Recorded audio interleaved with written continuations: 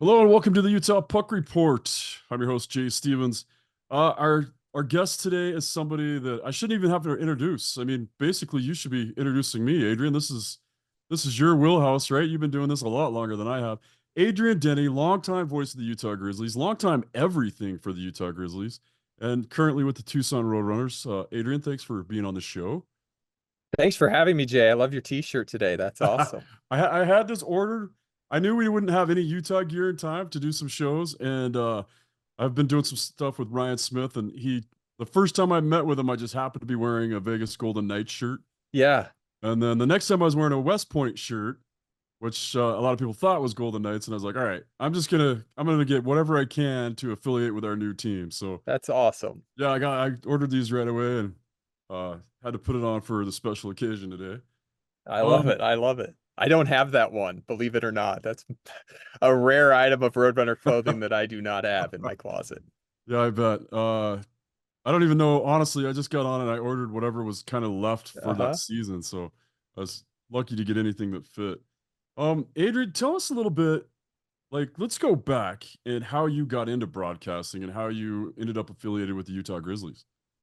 Yeah, I started with the Grizzlies when I was in college, University of Utah. I was a mass communications major and big sports fan, big everything fan. Was going into broadcasting. Wasn't sure if that was going to lead me to FM radio. That's kind of what I wanted to do, but always was a big sports fan, big sports radio fan. Listened to all of our broadcasters in Utah, Hot Rod, Steve Klauke, Bill Marcroft. Those are my favorite guys growing up. But one thing led to another. Started an internship at the Grizzlies. Started an internship at KFan Radio, which was the flagship home for the Grizzlies, the Jazz, and the Stingers, Bees at the time. And one thing led to another, and did on-air stuff with both. And in 2005, took over radio play-by-play for the Grizzlies. We had a TV play-by-play on KMYU, and which was the dream job in my hometown. That's why I stayed for so long.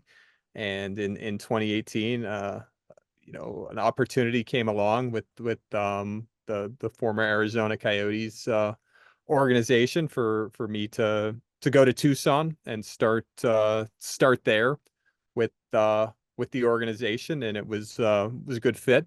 When you're in Salt Lake, uh, quality of life is a big deal. So it was going to take not only a good organization but a good place to live for me to leave. And Arizona presented that. It was hard. There's a lot of tears, but it was a career move. We all have dreams and goals, and took that step, and it's been a great 6 years in the desert, and have enjoyed every second.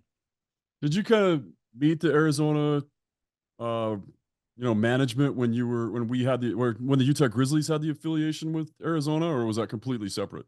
It was so fast. We never really got connected. Wayne Gretzky was here for the press conference, and it was the NHL lockout year, Uh, 0405, and we just they were in contact. I never was. I was the pregame intermission, postgame radio host at the time, and did our weekly talk show. And I was more full time at KFan that season. So I was never really quite connected with anybody there, obviously, than being one of the 500 people at the press conference that shook Wayne Gretzky's hand.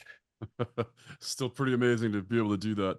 Um, I'll have to tell you about my Wayne Gretzky story one time All too. right. It was pretty well. I'll just tell you now. We're on a Yeah. podcast. Yeah. Back when I was doing the equipment, I used to be an equipment rep, and I was working for a stick company at the time. It was called Innovative, and I was also working for Brian's goalie equipment. So I'd go to all the rookie tournaments and all that stuff, set up equipment, hand out sticks.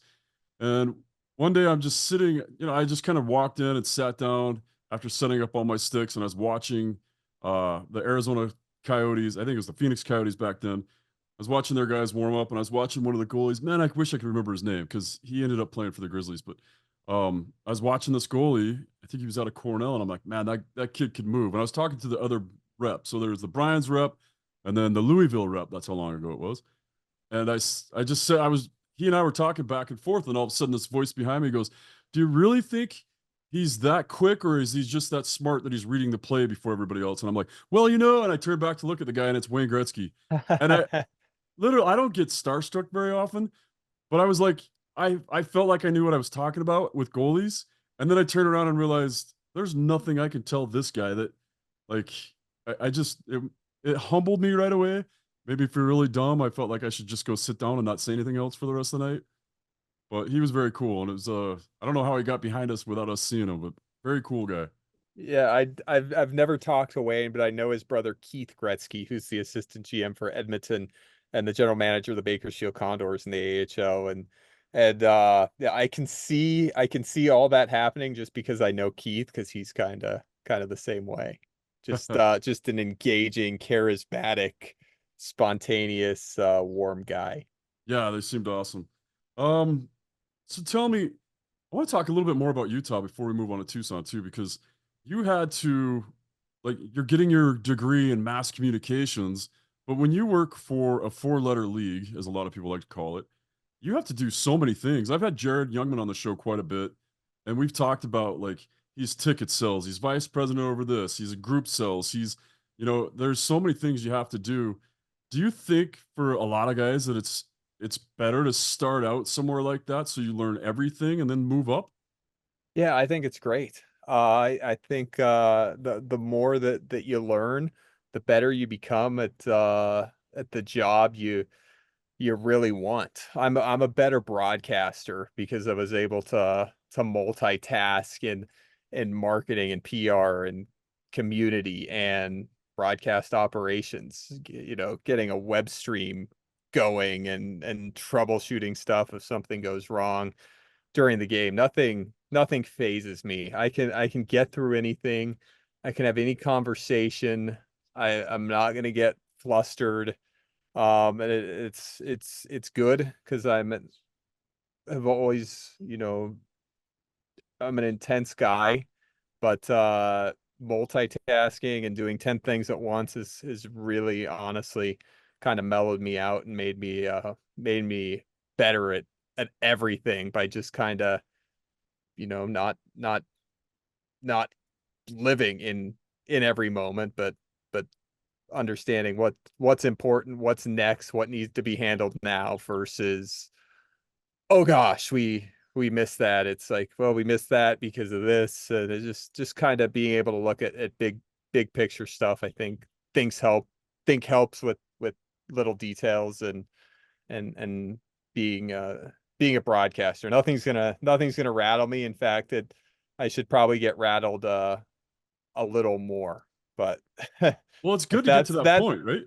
that's what I'd say had the biggest effect on me. Plus, as a broadcaster, I I've marketed.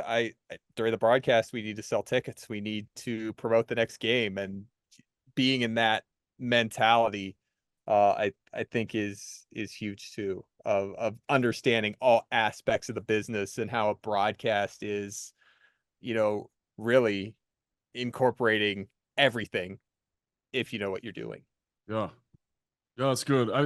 I think there's so many people could learn from you. And it was funny for me. This was, I've been in radio basically my entire life since I was 12 years old, starting at Power 99 and then, notoriously with K-Bear for a long time.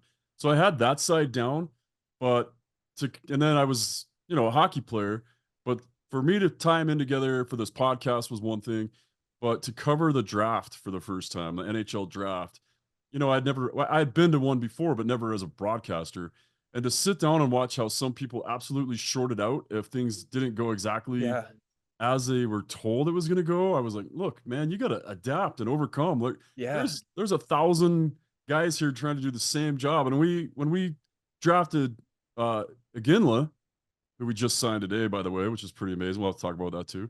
But when we drafted Iginla, everybody all of a sudden wanted to be part of the Utah part. So even just where I had my table set up, it got completely overran. And and one you could panic or whatever, but you can be like, okay, yeah. this is what's happening. Let's just adapt and overcome. I saw a lot of people not have that ability.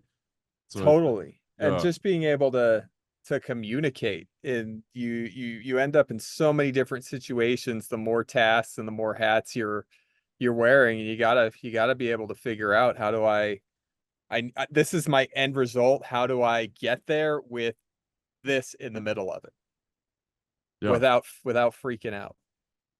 Yeah, it's such a hard thing to teach unless one of the best sayings in coaching hockey is there's no better teacher than the game. And I think that's the same for the broadcaster. Like, and I'm not just talking about doing the game, I'm talking about all the other stuff to get set up. And you can go to college and you can think you can figure it out. But man, when you get a job with the Utah Grizzlies and I'm not picking on the Grizzlies, any team in the East Coast League, they're going to give you 30 hats to wear and you're going to have to make it all work. And like for Yeah, me, it's just weird. I'm a boomer, whatever. That's what the young guys in the fire department think. And to try to figure out how to do a stream and to do all this stuff, and it's a lot. yeah, you've always got to be evolving, no matter what. Whether you're a hockey coach, whether you're a broadcaster. 25 years ago, nobody was doing podcasts. We weren't writing web features. That's what I've been doing this morning. I've been transcribing a podcast interview I did with our director of hockey operations in a rapid fire of every free agent that's been signed so far. And I don't think guys 25, 30 years ago could pull this off. That Monday's podcast day, Tuesday video report day, Wednesday got to transcribe the podcast because we need a web feature. I Yeah. I think I think it's great, and I've talked to all of the coaches that I've had. You can't stay how you did something 5 years ago, or you're gonna get totally passed up. And I've learned more from hockey coaches than anybody else in the business, because they've got 25 guys that they have to find a way to get each guy going, and each guy takes a different way, a different process, a different mode of communication. Yeah. And what a great point. Like that is a lot to manage, and those guys do give a lot of great life advice. Let's talk about your podcast a little. So do you basically do player interviews and do you interview tell us a little bit about your podcast? Yeah, the Tucson Roadrunners Insider Podcast, weekly, iHeartRadio app, Apple Podcasts, wherever you get your podcasts, like, subscribe, download, all that stuff. But yeah, it's personality based. It's me. During the summer here, Kim Kodoroblis, our PA announcer's been with me, and we talked to a player. We just talked to him about life. Hockey comes up. We just kind of break everything down, and I see podcasts that go from April to October and don't have anything during hockey season. We're filling an hour every week, no matter what. Player signings, schedules coming out this week, AHL playoffs, maybe some inside information that I've been able to gather that we can kind of gossip and have some fun with. So it's personality based. It's me and Kim, me and Johnny. We just have a good time. It's an hour. It's your weekly hour of hockey, and it's my passion project. When I first got to Tucson, I told two of my guys, we're starting a podcast here. You're hosting it, and you're hosting it. And then COVID and all that stuff, and all of a sudden, staff's down to me, and our season's starting up. And I'm like, oh, I guess I'm hosting this podcast. I grabbed one of my interns. I said, "You're hosting a podcast with me. Let's go." And 4 or 5 years ago, it's kind of become my passion project. It's honestly the outside of the play-by-play, my favorite thing we do.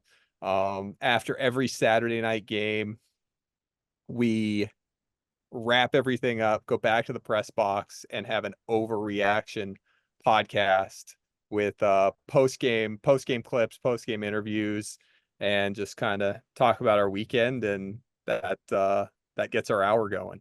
Yeah, but how do you get all that stuff done so quick? Is that all you, or how many staff do you have doing this now?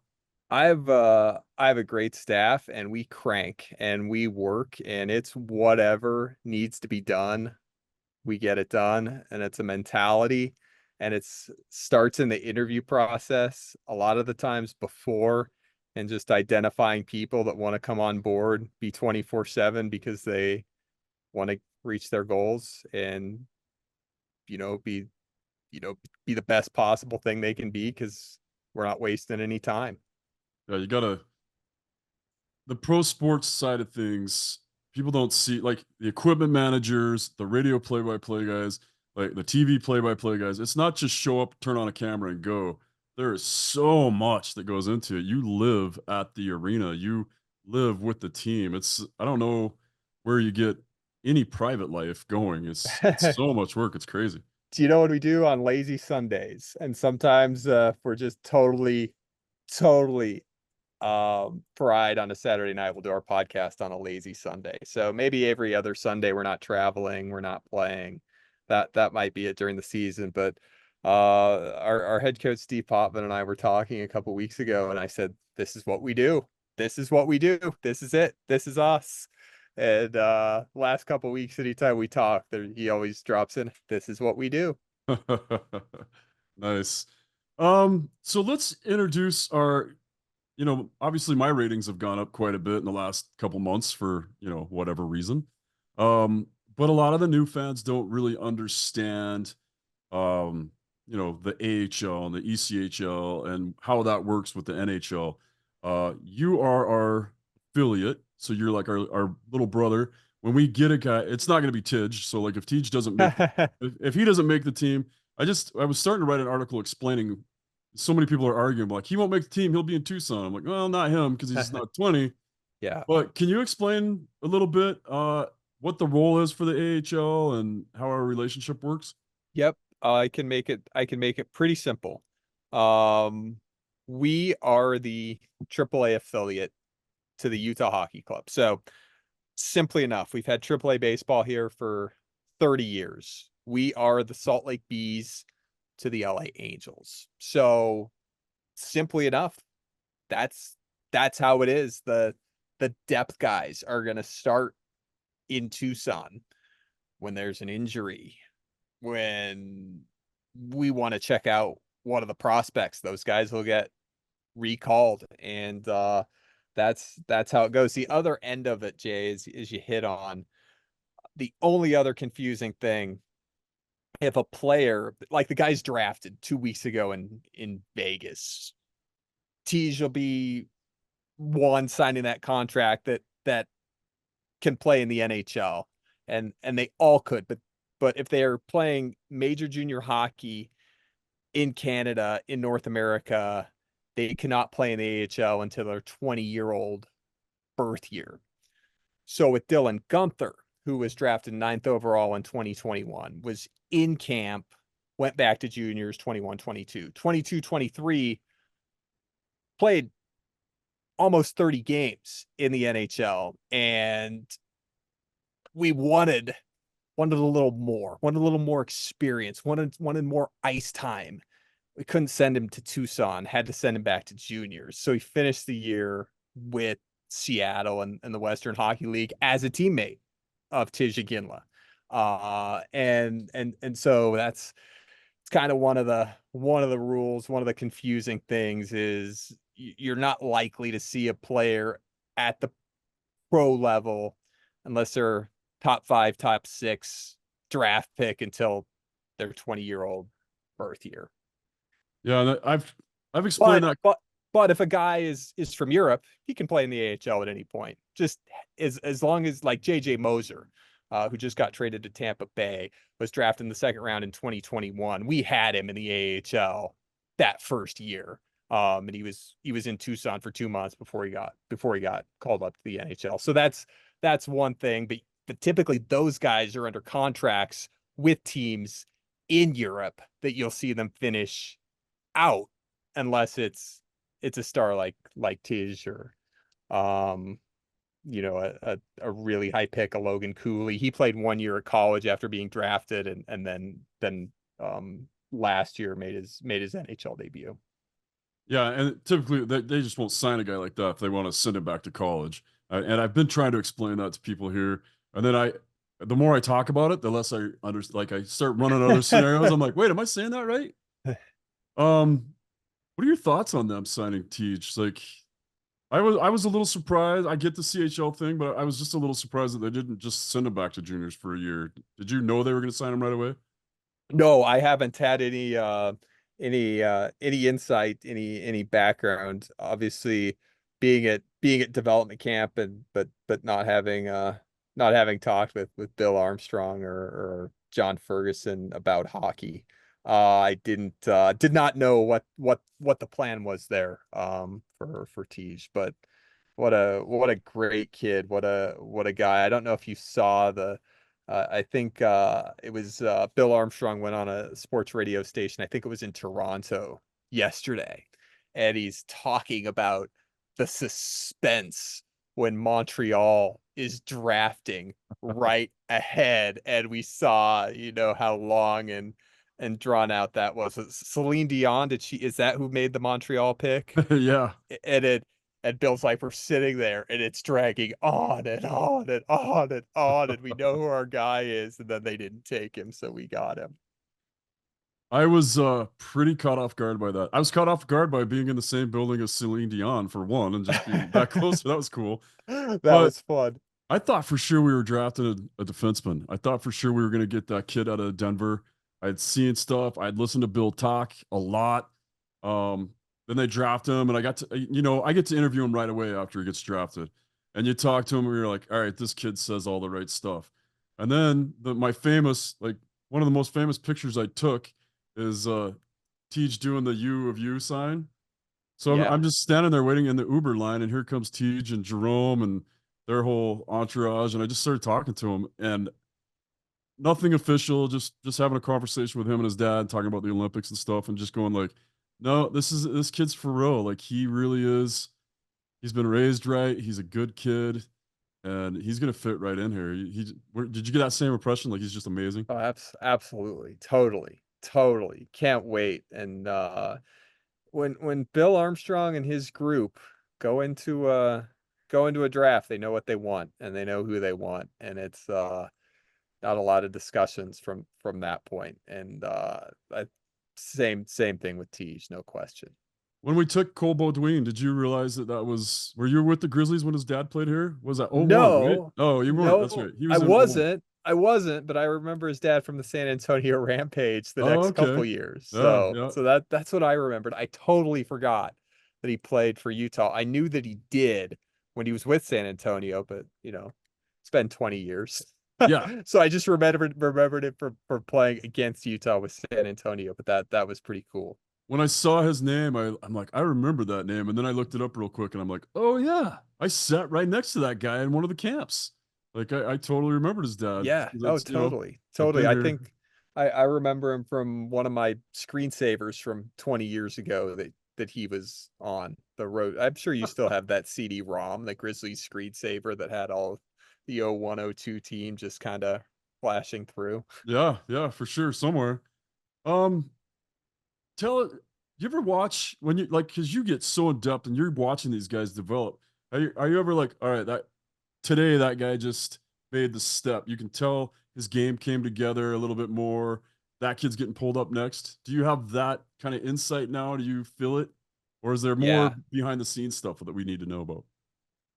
When there's a guy like Matthias Michelli or Josh Doan, Aku Ratu last year who got called up late, you know, everybody knows. Oh, It clicks. You're like, all right, next call up, it's that guy. yeah. You can tell. Oh, what a cool spot to be in, man. Yeah. That's my favorite. Like I've never had the NHL, so but being a Utah Grizzly guy for so long, and when we were in the A and being in the locker room and seeing it, and just all of a sudden knowing like that guy, something just clicked with that guy in his development. And you can see he's gone. But at the same time, there's been times where I've seen a guy and he clearly stands out in the A, and he never gets called up for whatever reason. And turns out he's not a great guy in the locker room or whatever, but you don't see that part on the ice. What you see is a guy that's dominant, and there's a ton of other parts. Like you can't be negative or so it's weird to be around that. But I love watching that. I love watching kids hit their potential and become something. The coolest part of it is we saw it with Matthias Michelli, with Aku Ratu. Maybe the first month got 2 points in 10 games. Like they're not playing bad. They're fine. They're good AHL players. And our head coach, Steve Potvin, is a forward whisperer, and he gets guys going. And so last year we had Akuratu, 2 points in his first 10 games. Matthias Michelli was probably the same in 21, 22. It was similar. And then all of a sudden, by January, best forward in the league. So that's another thing we get to see is we've got a great coaching staff. They've developed so many guys, Steve Potvin, John Slaney, forwards, D. So we've got the best in the AHL and developing guys and communicating with guys that don't worry, it's all right. You're fine. Let's work on this. And getting them to understand, okay, this is the process. This is what I have to do. This is what we're doing today. I'm at peace with it. Yeah, that's got to be tough too for kids like that. They've been the best wherever they're at, and then they get somewhere, and for whatever reason, they're not the best. That part is a mental challenge that you've got to have the right coaching staff to be able to handle it. Because at 17, 18, 19 years old, when all of a sudden you're not the best, that's a real reality check, and you got to have somebody to help you a little bit further, right? Like somebody's got to tell you, like you just said, it's okay. This is the process. Trust the process. But a lot of kids just don't get it. Yeah, Steve and I have talked about it. Like, where were we when we were in our 20s? We could have really helped ourselves. But now, Yeah. it we understand, okay, this is the route you take. We can help with this. Yeah, there's another saying that says, "Be who you needed when you were Yes. that age." And Yeah. that's how that's as a captain for the fire department, that's my motto. As a coach for all these kids that I've coached, I coached travel team hockey here for 19 years. And that saying stuck with me so hard just because, man, that would have been nice. And I did Yeah. actually have people. My high school hockey coach here, Bill Miller from Murray High, Hmm. saved my life, put me on the right track, made sure I was doing the right things. Actually handled my first. He was a lawyer at one point, so when I was first signing a pro contract to play in the professional roller hockey of all things, he's the guy I called. He was the guy that helped Hmm. me get there. So it's amazing. And then that kind of goes to what I want to talk to, and I know we have to kind of be careful how we talk about this, but for all the stuff that's been said about Arizona and where they were, all these people that I've met and been dealing with, from Bill Armstrong and all the way down, and Coach Bear, like these guys are just quality people. Like this organization is just surrounded with amazing people with the right thought process. Unless I'm completely wrong and I'm seeing things through smoke screen because I'm so excited about the NHL. But I've met almost everybody with the Utah team now, and I'm just impressed. Like I cannot believe the potential that's here and the people that are here to help us reach that potential. You're 100% right. They're they're all unbelievable. And Bill arrived in 2021, but it's a culture that's really grown. We've had equipment guys since day one, and you know our coaches in Tucson, our staff in Tucson, it's all been there since day one.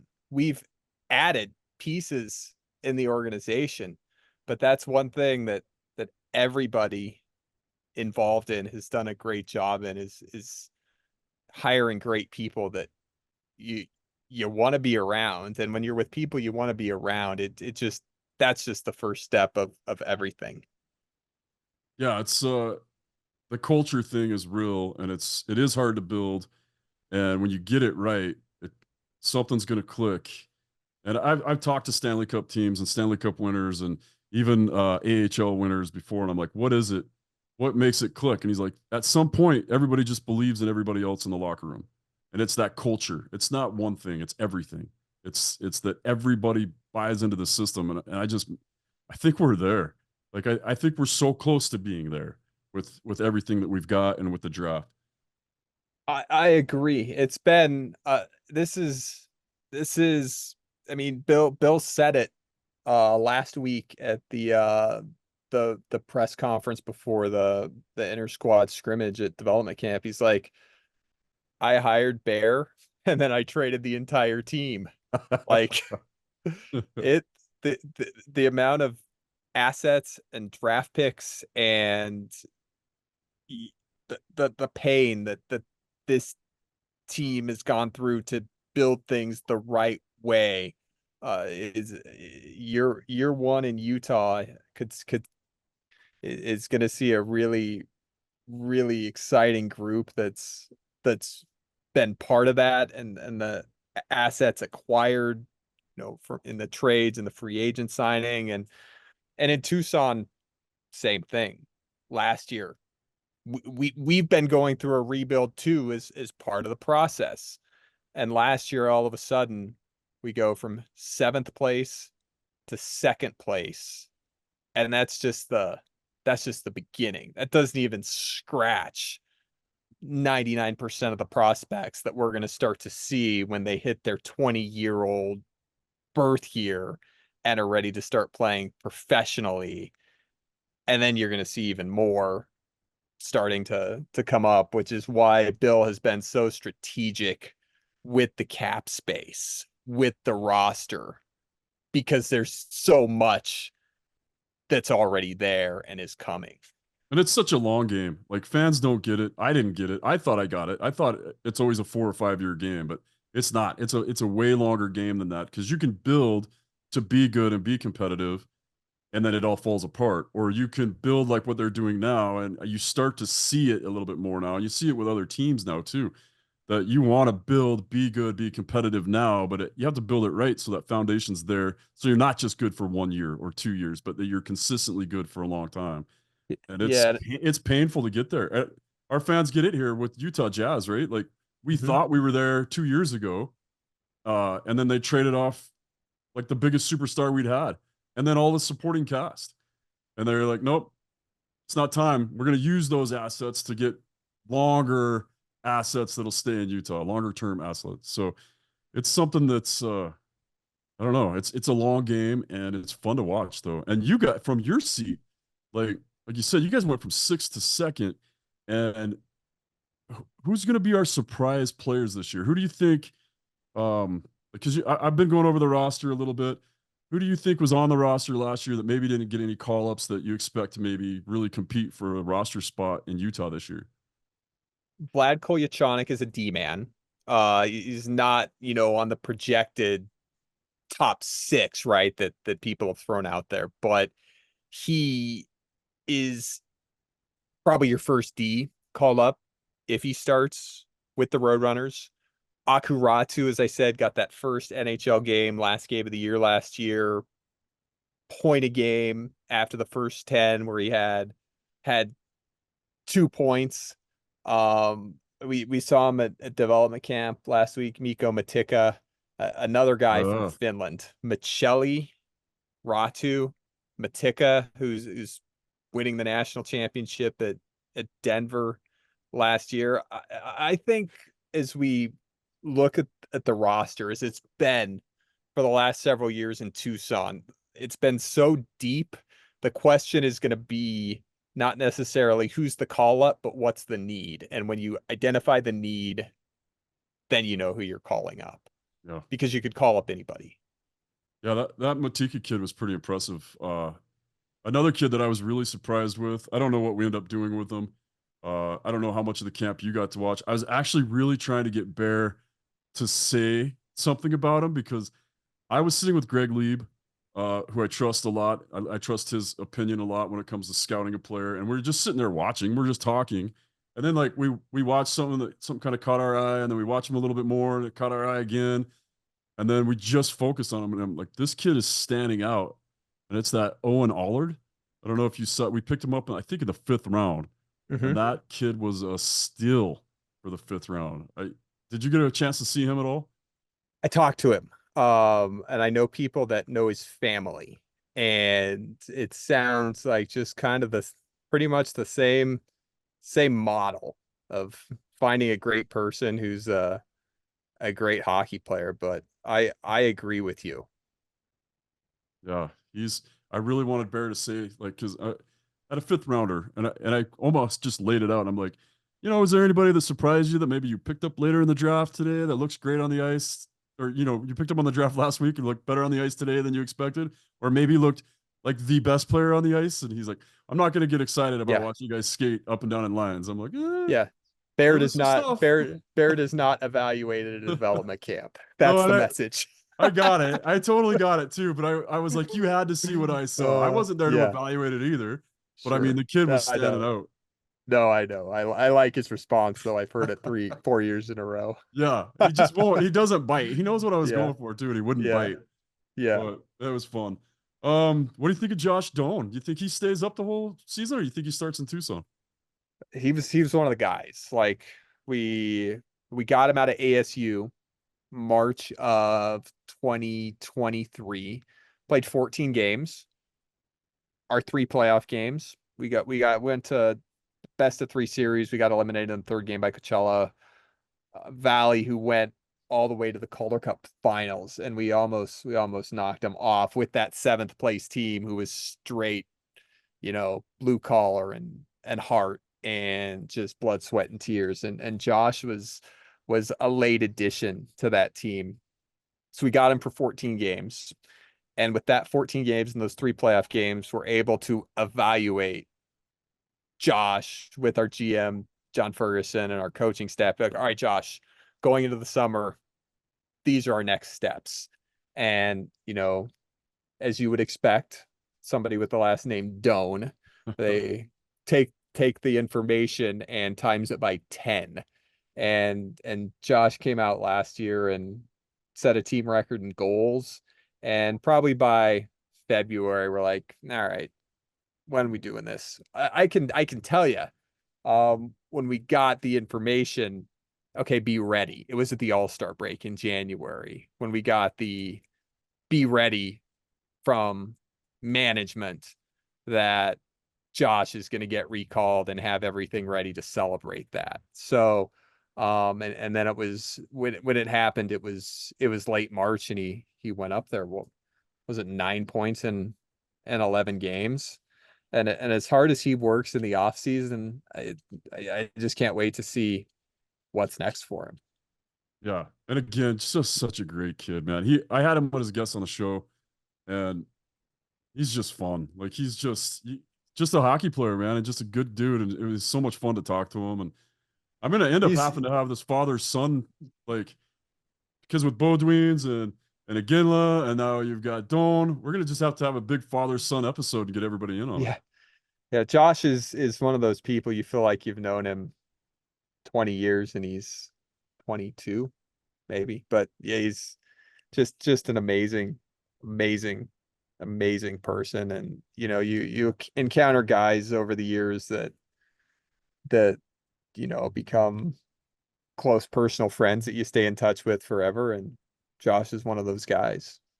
Oh, that's good to hear. Like, he's one of the guys that says hi to everybody on the way Yeah. into the building, I'm sure. And Oh yeah, yeah. Wait yeah, till you see his cowboy hat. Hope he breaks that out early. yeah. He's a cowboy. I Yeah. can't wait. I can't wait. All right. He Well, stole the show on country night last year with his walk in, and it's just how he dresses.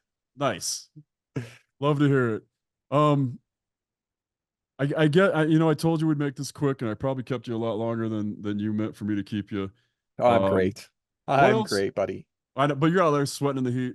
What else do you think? What else do you think the Utah fans need to be prepared for this year as we make our approach into the first NHL? That's question one. Question two: what did you think of the Delta Center watching the game there? Thought it was great. I hadn't been in the building a lot. I think when it got renovated and they put in the new video board, I'd been in there once or twice, but I hadn't been on suite level and downstairs on event level by the locker rooms. And gosh, it feels like a brand new building. And that's that's not even scratching the surface. So really, really impressed. Gorgeous, gorgeous building. Felt like I was at, you know, when I walked into Amway Center in Orlando for the first time in 2013, I'm like, holy cow, this is a nice place. Pepsi Center for the first time, right? No. Some of the newer buildings that kind of came along a little after the Delta Center. And walking in the Delta Center on Friday for the first time in a while, I'm like, oh my gosh, this is amazing. This is a beautiful building, and I don't even recognize any of it.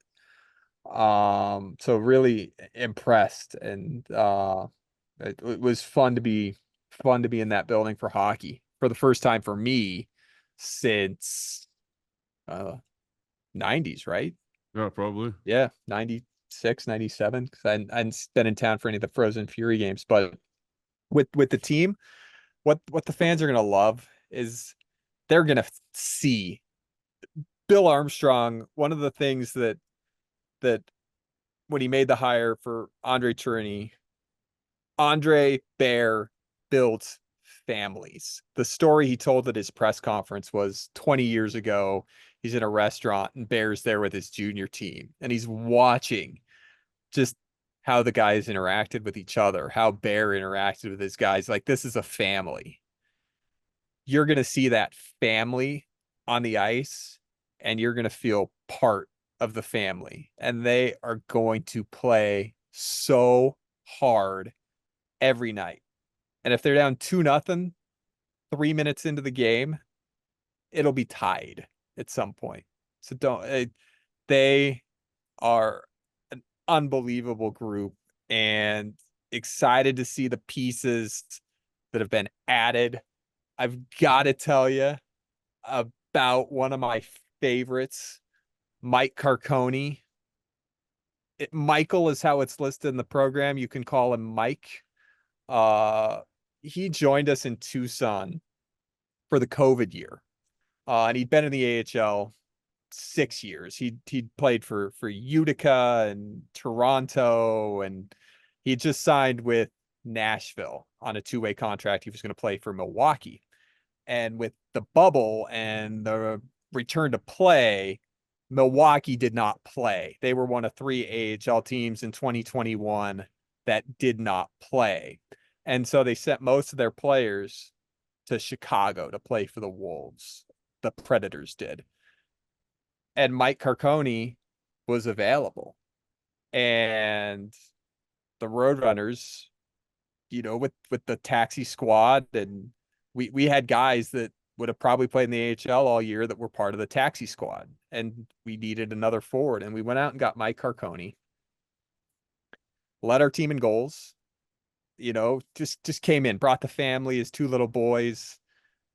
It was different. The whole year was weird. It was a bubble year. We could go to and from the arena, to and from the grocery store, and not go inside anywhere, not eat anywhere. And so we were just kind of all together. And Mike is here with a bunch of people he's never met, with with Mia, his 2 little boys, and boy did he ever become a Roadrunner.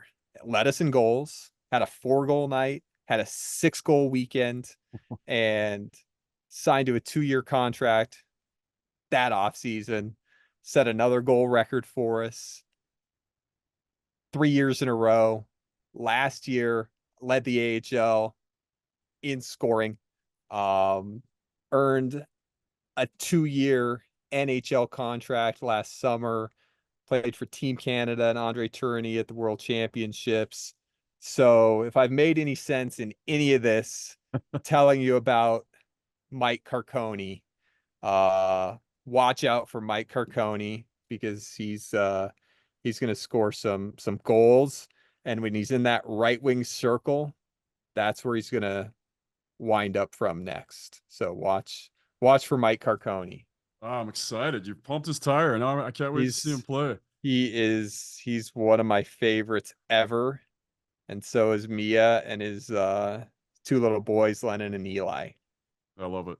I They're love to not hear as it, man. they're not as little as they were 4 years ago. So Oh, I love to hear it. And I'll tell you what you were saying about the heart of this team, because last year, with all the stuff that was going on, and as a former Kings and as a former Golden Knights fan, I have given up all that fandom. I was watching my teams try to make the playoffs and then go play Arizona and not win, which no, you thought they were supposed to win, but Arizona kept coming out and beating these teams they weren't supposed to beat. And you yeah, started watching them a little bit, and I started watching they're Ingram. I'm like, fun. You and heard, yeah, it's yeah, just like they're good. yeah. you've heard throughout the league about watch out for this, watch out for this group, and now adding pieces and now having guys that are a year older. It's going to be awesome. Yeah, I'm pretty excited about it. Adrian, you're gonna have to check in with us a few times this season and let us know how our prospects are doing. And love to have you on the show a few times. If you're Yeah. ever scrapping for somebody to come in and talk nonsense on your show, call me. Yeah, I totally will. Call anytime, Jay. Thanks for All right. having me, buddy. All Good to right. talk to you. This is Adrian Denny. Thanks so much, Adrian. Jay Stevens. That is the Utah Puck Report.